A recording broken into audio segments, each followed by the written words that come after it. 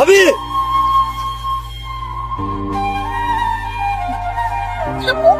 কি হয়েছে? ভাবি আপু ভাবি ভাবি ভাবি আপু কথা বলো। আপু আপনি এটা কি করছেন? কি এইভাবে মজা করে? আপু মজা করে আমরা ওনাকে পানিতে ফেলে দিয়েছিলাম, সেই প্রতিশোধ নেওয়ার জন্য উনি ধাক্কা মেরে আপুকে পানিতে ফেলে দিছে। আপনি কি বলছেন এসব? রান বাবা, সত্যি করে বলো কি হয়েছে? আঙ্কেল আমি নিজেও জানি না। আমি দেখছি যে ভাবি পানিতে ডুবে যাচ্ছিলেন, আমি তখন লাফ দিয়ে গিয়ে ওখানে ওনাকে উদ্ধার করছি। এটা কি দোষ হয়ে গেছে? রাজু, মিথ্যা কথা বলবেন। তুই সারা জীবন মজা মাস্তি করছ, সবসময় মজা করে বেড়াস। আমি সবসময় এগুলো টলারেট করছি, কিন্তু আজকের বিষয়টা আমি টলারেট করতে পারতেছি না। মজার ছলে তুই তোর ভাবিরে পানিতে ফেলে আনছ। তুই জানোস না তোর ভাবি সাদা যায় না। ভাইয়া তুমি কি বলতেছো এসব? আমি কেন এটা করবো? তুমি আমাকে বলো একটা বার। তাহলে কিভাবে পানি করলো? আপনি চুপ থাকেন না প্লিজ, দেখতেছেন না ফ্যামিলিতে ঝামেলা। ভাইয়া তুমি এটা কি শুরু করলা? তুই এত কথা বলতেছিস? তোমার প্রবলেম কেন? রাজু থাম। আব্বা আপনারা ওরে লাই দিয়া দিচ্ছেন। আব্বা আপনি ফুফু দুজন ওরে লাই দিয়া মাথায় তুলছেন। ও কত বড় সাহস আমার শ্বশুরের সামনে দাঁড়ায়া সে আমার শালির সাথে বেয়াদবি করে, আমার বউরে সে পানিতে ধাক্কা মারে ফেলায় দে। এখন দাঁড়ায় দাঁড়ায় সে মিথ্যা কথা বলতেছে। এই ও কি মিথ্যা কথা বলছে? ও মিথ্যা কথা বলতেছে আব্বা। ও চোখের দিকে তাকায় দেখেন, ও চোখ মিথ্যা কথা বলতেছে। তুই মিথ্যা কথা বলতেছিস? আপনি ওরে জিজ্ঞেস করেন। আব্বা আমি মিথ্যা কথা বলতেছি। দেখছেন দেখছেন আব্বা, এখন সে স্বীকার করতেছে, সে নিজ মুখে স্বীকার করতেছে সে যে মিথ্যা কথা বলছে।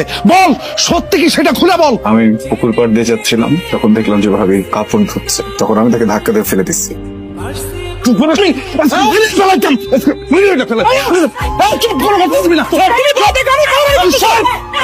তুই এখন আমার চোখের সামনে থেকে যা। আমার কোনো ভাই নাই, তুই আমার ভাই না, তুই আমার শত্রু। তোর মুখ আমি দেখতে চাই, তোর মুখ আমি দেখতে চাই। বাইরে যা, বাইরে যাই বাড়ি থেকে। তুই তোর এই চেহারা কোনোদিন আমার সামনে দেখাবি। বাইরে যা।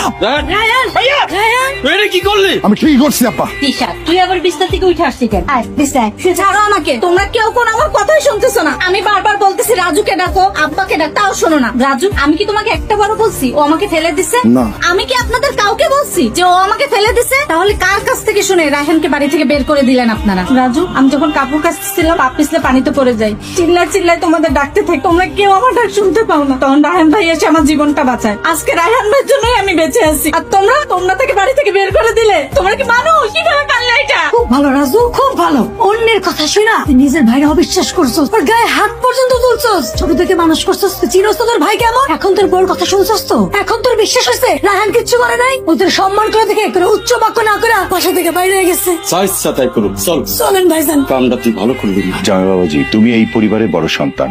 একজনের কথা শুনে এই ধরনের সিদ্ধান্ত তোমার মোটেও নেওয়া উচিত হয়নি। যাও, ছোট ভাই রাগ করেছে, যেভাবে পারো ওকে খুঁজে নিয়ে আসো। যাও। হয়ে যাইতেছি আব্বা। আজকে পরের বাড়িতে আসি, এলে এলে আমার মনটা চেয়েছিল তোর কষা চুপকা দেই। আব্বা আমি তাইলে রাহিন নিয়ে আসতেছি।